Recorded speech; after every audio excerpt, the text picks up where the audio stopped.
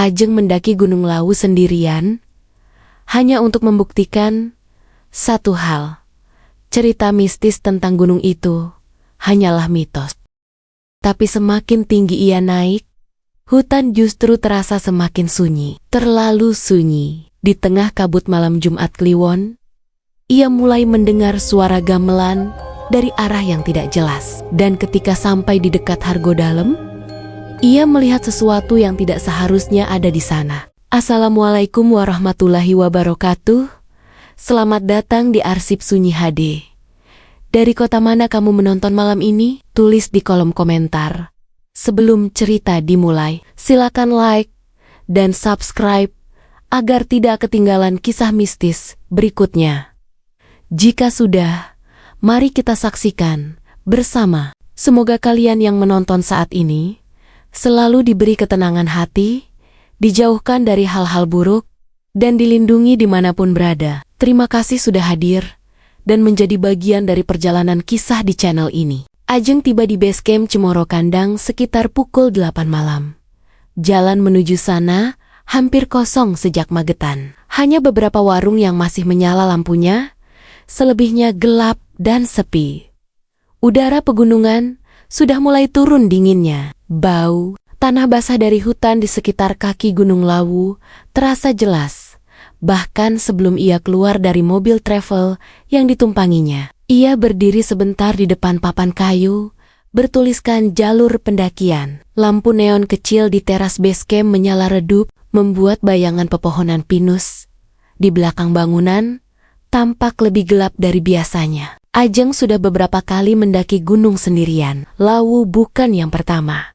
Baginya, mendaki tanpa teman justru lebih tenang. Tidak ada yang mempercepat langkah. Tidak ada yang mengeluh lelah. Semua ritme perjalanan sepenuhnya ia yang mengatur. Ia mengeluarkan buku registrasi dari meja kecil di depan pos jaga. Penjaga base camp, seorang bapak berjaket tebal, sedang duduk di kursi plastik sambil meminum kopi dari gelas enamel. Sendirian?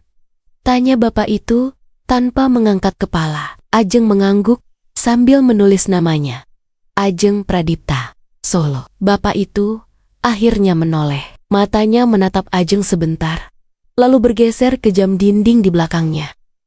Naik sekarang? Iya pak. Mau summit attack subuh. Bapak itu tidak langsung menjawab. Ia hanya menghela napas pelan, lalu menyeruput kopinya. Tahu, ini malam apa? Ajeng tersenyum tipis. Ia sudah mendengar pertanyaan seperti itu berkali-kali sejak turun. Jumat Kliwon ya pak? Penjaga itu mengangguk pelan. Biasanya pendaki justru menghindari malam ini. Ajeng menutup buku registrasi dan mengembalikannya ke meja. Justru itu pak, saya pengen lihat sendiri. Banyak yang bilang macam-macam tentang Lawu kalau Jumat Kliwon. Bapak itu tidak tersenyum. Tatapannya tetap datar. Kalau dengar sesuatu di atas, jangan dicari. Ajeng mengangguk santai. Iya, Pak. Ia mengira itu hanya nasihat khas penjaga gunung. Hampir setiap gunung punya cerita seperti itu. Beberapa menit kemudian, Ajeng sudah berjalan meninggalkan base camp. Lampu senter kepalanya menyorot jalur tanah yang mulai menanjak masuk ke dalam hutan pinus. Langkahnya pelan, tapi stabil. Daun pinus kering menumpuk di jalur, membuat setiap langkah menghasilkan suara lirih seperti kertas diremas. Suara itu konsisten mengikuti ritme langkahnya. Udara malam terasa lebih dingin dari yang ia perkirakan. Embusan angin tipis membuat cabang pinus bergerak pelan, mengeluarkan suara gesekan yang panjang dan dalam. Di kejauhan, lampu base camp perlahan menghilang di balik pepohonan. Ajeng menyalakan mode redup pada senter. Ia sudah cukup terbiasa berjalan dalam cahaya minim. Terlalu terang justru membuat mata cepat lelah. Sekitar 20 menit berjalan, jalur mulai benar-benar masuk ke dalam hutan. Pepohonan semakin rapat, batangnya tinggi dan lurus seperti tiang hitam di tengah kabut tipis. Disinilah Ajeng mulai merasa ada sesuatu yang berbeda. Biasanya hutan malam penuh suara. Serangga, jangkrik, kadang burung malam. Tapi di jalur itu, hampir tidak ada apa-apa. Yang terdengar hanya langkah kakinya sendiri. Dan napasnya. Ia berhenti sebentar untuk minum. Botol air di dalam tasnya terasa dingin ketika dipegang. Ajeng mematikan senter sejenak. Hutan langsung berubah menjadi gelap total. Ia berdiri diam, mencoba mendengar suara sekitar. Tidak ada jangkrik, tidak ada gerakan hewan, hanya hening yang terlalu tebal. Beberapa detik kemudian, Ajeng menyalakan kembali senternya. Ia mengangkat bahu kecil, mencoba menepis rasa aneh yang mulai muncul. Mungkin lagi musim dingin, gumamnya pelan. Ia kembali berjalan. Jalur mulai menanjak lebih curam. Tanahnya sedikit lembab. Kemungkinan habis hujan sore tadi. Kabut tipis mulai turun di antara batang-batang pinus. Sekitar setengah jam setelah meninggalkan base camp, Ajeng kembali berhenti. Bukan karena lelah, ada sesuatu yang baru saja ia dengar. Ia berdiri diam. Kepalanya sedikit dimiringkan. Dari kejauhan, sangat jauh, terdengar suara samar, seperti bunyi logam kecil dipukul pelan. Ajeng menahan napas. Suara itu muncul lagi, tapi kali ini lebih panjang. Ia langsung mengenali pola itu. Gamelan. Ajeng mengerutkan kening. Tidak mungkin ada orang memainkan gamelan di tengah hutan seperti ini. Apalagi malam-malam. Ia mematikan senter lagi. Gelap langsung menelan seluruh jalur. Ajeng berdiri diam. Suara itu terdengar lagi, pelan sekali. Hampir seperti datang dari dalam kabut. Ritmenya lambat, tidak seperti musik, lebih seperti seseorang yang sedang memukul satu alat saja berulang-ulang. Ajeng menoleh ke kanan jalur. Hutan pinus di sana hanya berisi batang-batang hitam dan kabut tipis. Tidak ada cahaya, tidak ada gerakan. Ia menoleh ke kiri, sama saja, hanya pohon dan kabut. Suara gamelan itu tiba-tiba berhenti. Hening kembali menelan hutan. Ajeng menunggu beberapa detik. Tidak ada apa-apa lagi. Ia menghela napas pelan, lalu menyalakan kembali senter. Mungkin dari bawah, katanya pelan pada dirinya sendiri. Suara bisa memantul aneh di pegunungan. Kadang berasal dari desa jauh di bawah, tapi terdengar seperti dari dekat. Ia mencoba berpikir logis. Ajeng mulai berjalan lagi. Langkahnya sedikit lebih cepat sekarang. Sekitar 10 langkah kemudian, suara itu muncul lagi. Kali ini lebih jelas. Ajeng langsung berhenti. Perasaan aneh mulai naik perlahan di dadanya. Karena suara itu sekarang terdengar seperti berasal dari jalur di depannya. Bukan dari bawah, bukan dari jauh, tapi dari dalam hutan yang sedang ia tuju. Dan anehnya, ketika Ajeng melangkah satu langkah lagi ke depan, suara gamelan itu berhenti lagi, seolah sesuatu di dalam kabut baru saja menyadari ada orang yang mendekat. Ajeng berdiri beberapa detik di tengah jalur. Lampu senter di kepalanya menyorot lurus ke depan, memantul pada kabut tipis yang mulai turun di antara batang-batang pinus. Cahaya itu membuat kabut terlihat seperti asap tipis yang melayang diam. Tidak ada apa-apa di jalur. Hanya tanah lembab, akar pohon yang menonjol, dan barisan pohon yang berdiri terlalu rapat. Suara gamelan itu tidak muncul lagi. Ajeng menghela napas pelan. Ia mencoba menertawakan pikirannya sendiri. Gunung sering mempermainkan persepsi orang. Suara bisa datang dari mana saja. Dipantulkan lereng, terbawa angin, atau sekadar ilusi telinga yang terlalu fokus pada kesunyian. Ia kembali berjalan. Langkahnya kini lebih pelan, tapi tetap stabil. Jalur semakin menanjak, dan hutan pinus mulai berubah menjadi campuran semak dan pohon yang lebih tua. Kabut semakin tebal. Sekarang jarak pandangnya hanya sekitar 10 meter di depan.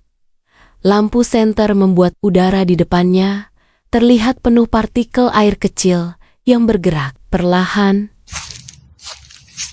daun kering di bawah sepatu gunungnya masih menghasilkan suara yang sama. Tetapi sesuatu mulai terasa tidak nyaman. Ajeng menyadari satu hal yang belum ia sadari sebelumnya. Suara langkahnya terdengar terlalu jelas, seolah hutan benar-benar kosong. Tidak ada suara lain yang menyeimbangkannya. Tidak ada jangkrik, tidak ada hewan kecil. Bahkan angin hampir tidak terasa, hanya napasnya dan langkahnya. Beberapa menit kemudian, Ajeng melihat papan kayu kecil di sisi jalur. Tulisan putih di atasnya sudah sedikit pudar. Pos 2 ia berhenti sebentar untuk minum. Bahunya mulai terasa hangat karena tubuhnya bekerja melawan udara dingin. Ketika ia menutup botol airnya, sesuatu kembali terdengar. Suara gamelan itu muncul lagi. Kali ini lebih panjang. Ajeng tidak bergerak. Ia hanya berdiri diam, mencoba menentukan arah suara itu. Bukan dari belakang, bukan dari samping, dari depan, dari arah jalur yang sedang ia tuju. Suara itu terdengar seperti datang dari tempat yang cukup jauh, tapi cukup jelas untuk dikenali. Ritmenya lambat, tenang, seperti seseorang sedang memainkan satu alat saja di tempat yang sangat luas. Ajeng merasakan bulu di lengannya sedikit berdiri. Ia mencoba berpikir rasional lagi. Mungkin ada rombongan pendaki lain di atas. Mungkin mereka membawa speaker kecil. Atau mungkin ada orang yang sedang melakukan ritual tertentu. Gunung Lawu memang sering dipakai untuk kegiatan spiritual. Ia kembali berjalan. Kabut sekarang terasa lebih dingin di wajahnya. Lampu senter hanya menembus sebagian kecil dari putih tipis yang melayang di antara pohon. Suara gamelan itu terus muncul. Kadang jelas, kadang hampir hilang. Aneh ya, setiap kali Ajeng berhenti berjalan, suara itu juga ikut berhenti. Awalnya ia tidak menyadarinya. Sampai ia sengaja berhenti sekali lagi. Hening. Tidak ada gamelan. Ajeng berjalan 2 langkah. Suara itu muncul lagi. Ia berhenti, hening. Perasaan tidak nyaman mulai merayap pelan di pikirannya. Ia mencoba sekali lagi. 2 langkah. Berhenti. Sunyi. Ajeng menelan ludah pelan. Ia mulai merasa seperti sedang diikuti sesuatu yang tidak terlihat. Bukan di belakangnya, tapi di depan. Seolah sesuatu di dalam kabut bergerak bersamaan dengan langkahnya. Ia menggelengkan kepala cepat, mencoba menyingkirkan pikiran itu. Fokus jalan saja, gumamnya pelan. Jalur setelah pos 2 mulai berubah menjadi hutan yang lebih terbuka. Pohon-pohon tidak lagi terlalu rapat, tapi kabut justru semakin tebal. Sekarang cahaya senter hanya bisa menembus sekitar 5 meter. Di luar itu, semuanya putih. Ajeng mulai melihat sesuatu di kejauhan. Awalnya hanya bayangan gelap. Bentuknya memanjang. Ia berhenti. Bayangan itu juga berhenti. Jaraknya mungkin sekitar 20 meter di depan jalur. Kabut bergerak pelan, membuat bentuk itu kadang terlihat, kadang hilang. Ajeng menyipitkan mata. Bayangan itu terlihat seperti seseorang yang sedang berdiri, tapi ketika kabut bergeser sedikit, bayangan itu berubah. Ternyata bukan satu orang, ada beberapa. Ajeng merasakan napasnya, sedikit tertahan. 4, mungkin 5 orang. Mereka berdiri di jalur yang sama, agak jauh di depan. Semua menghadap ke arah atas gunung. Tidak ada yang bergerak. Ajeng merasa sedikit lega. Pendaki lain, akhirnya ia berjalan lagi, mendekat. Langkahnya pelan supaya tidak mengejutkan mereka. Suara daun kering terdengar jelas. Namun, orang-orang itu tidak bereaksi. Tidak ada yang menoleh. Tidak ada yang bergerak. Mereka hanya berjalan perlahan ke atas jalur. Gerakan mereka sangat tenang. Terlalu tenang. seolah mereka sedang mengikuti irama tertentu yang tidak terdengar. Ajeng mempercepat langkah sedikit. "Mas," tidak ada jawaban. Salah satu dari mereka terlihat mengenakan pakaian panjang yang jatuh sampai hampir menyentuh tanah. Ajeng mengerutkan kening. Itu bukan jaket gunung, lebih seperti kain. Ketika jarak tinggal sekitar 15 meter, kabut bergerak lagi, dan untuk pertama kalinya, Ajeng melihat mereka dengan lebih jelas. Orang-orang itu tidak memakai pakaian pendaki. Mereka mengenakan pakaian adat Jawa, kain panjang, baju lurik, beberapa memakai ikat kepala. Semua berjalan perlahan menuju arah puncak. Tidak ada yang berbicara. Tidak ada suara langkah. Yang paling aneh, mereka berjalan tanpa membawa senter. Padahal jalur itu hampir gelap total. Ajeng berhenti lagi. Perasaan dingin mulai merambat di tengkuknya. "Mas," panggilnya sekali lagi. Tidak ada yang menjawab. Rombongan itu terus berjalan. Pelan, tenang, seolah Ajeng tidak ada di sana. Kabut kembali bergeser menutup jalur. Dan dalam hitungan detik, bayangan orang-orang itu perlahan menghilang di dalam putih kabut, seperti ditelan hutan. Ajeng berdiri lama di tempatnya.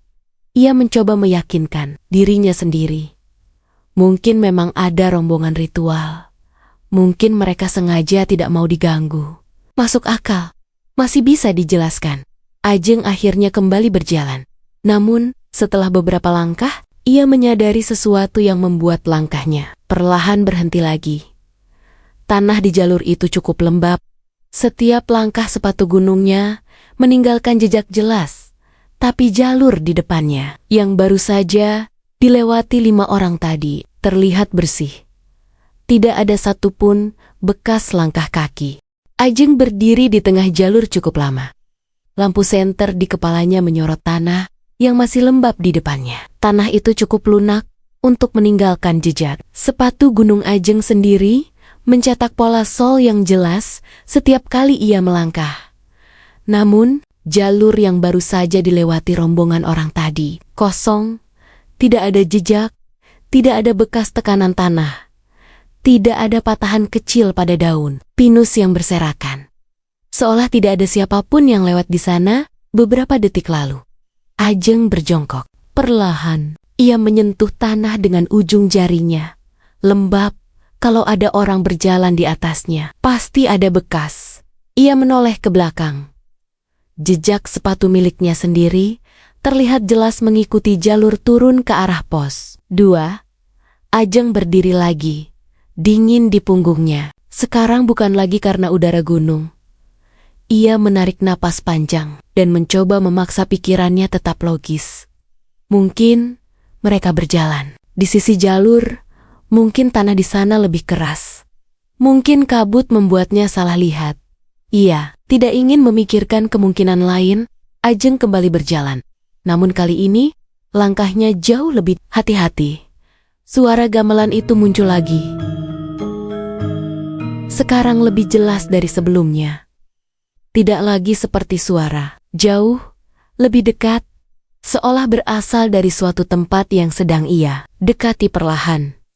Kabut semakin tebal saat jalur mulai mendekati kawasan Hargo Dalem. Vegetasi berubah menjadi lebih rendah dengan beberapa pohon tua yang bentuknya aneh. Cabangnya melengkung seperti tangan yang membeku. Udara dipenuhi aroma tipis yang baru. Ajeng sadari bau dupa awalnya sangat samar, tapi setiap beberapa langkah baunya semakin terasa. Ajeng berhenti lagi. Ia mengangkat kepala, mencoba melihat lebih jauh ke depan. Lampu senternya menabrak kabut putih yang menggantung rendah. Lalu sesuatu mulai muncul di balik kabut itu. Cahaya sangat redup, seperti nyala lilin. Ajeng merasakan detak jantungnya mulai sedikit lebih cepat. Ia berjalan mendekat. Pelan, tanah di depannya berubah menjadi area terbuka kecil, seperti lapangan alami di tengah pepohonan. Dan di tengah area itu, Ada sekelompok orang, sekitar 8 atau 9 orang. Mereka duduk melingkar di tanah, menghadap ke arah puncak. Di tengah lingkaran, beberapa batang dupa tertancap di tanah. Asapnya naik lurus ke udara dingin. Suara gamelan yang tadi didengar Ajeng sekarang terasa jelas. Tapi anehnya, tidak ada alat musik di sana. Tidak ada gong, tidak ada saron, tidak ada apapun yang terlihat menghasilkan suara itu, namun bunyinya tetap ada. Pelan, berirama. Orang-orang itu semuanya mengenakan pakaian adat yang sama seperti rombongan yang ia lihat sebelumnya. Kain panjang, baju tradisional, beberapa memakai belangkon. Tidak ada satupun dari mereka yang bergerak. Mereka duduk diam menghadap puncak gunung. Punggung mereka menghadap Ajeng. Ajeng berdiri di tepi area itu. Lampu senternya menerangi sebagian. Lingkaran, tidak ada yang bereaksi. Tidak ada yang menoleh. Tidak ada yang tampak terganggu dengan kehadirannya. Ajeng merasa ragu. Ini jelas bukan pendaki biasa. Mungkin memang ada ritual tertentu. Ia melangkah sedikit lebih dekat.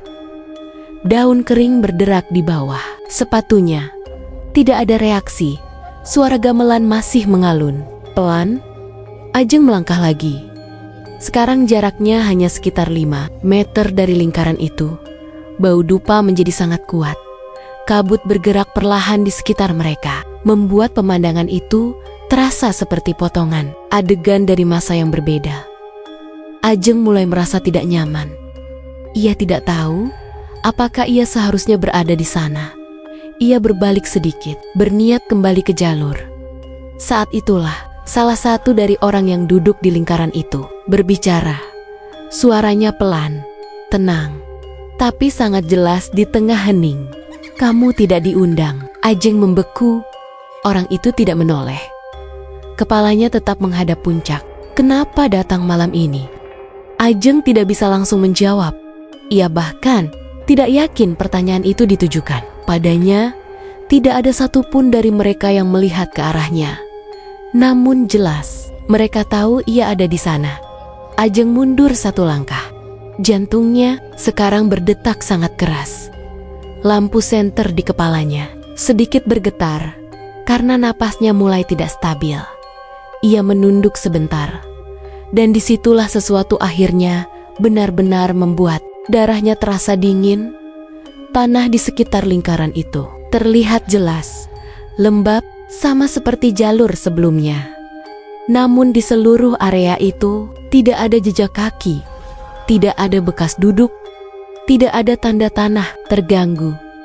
Padahal 8 atau 9 orang sedang duduk di sana.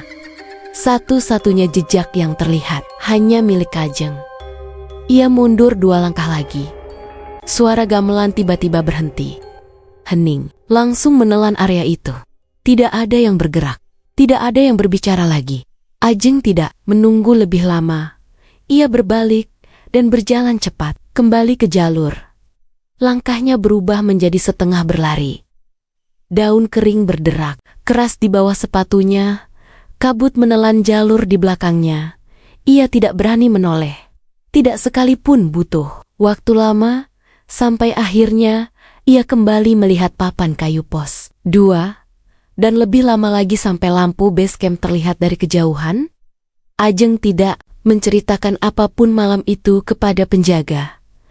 Ia hanya berkata bahwa ia membatalkan pendakian. Namun sejak malam itu, ada satu hal yang tidak pernah benar-benar pergi dari pikirannya. Setiap datang malam Jumat Kliwon, Ajeng selalu bermimpi berada kembali di jalur Gunung Lawu. Kabut yang sama, suara gamelan yang sama, dan di kejauhan, lingkaran orang-orang yang duduk menghadap puncak, menunggu, seolah mereka tahu suatu saat Ajeng akan kembali naik ke sana.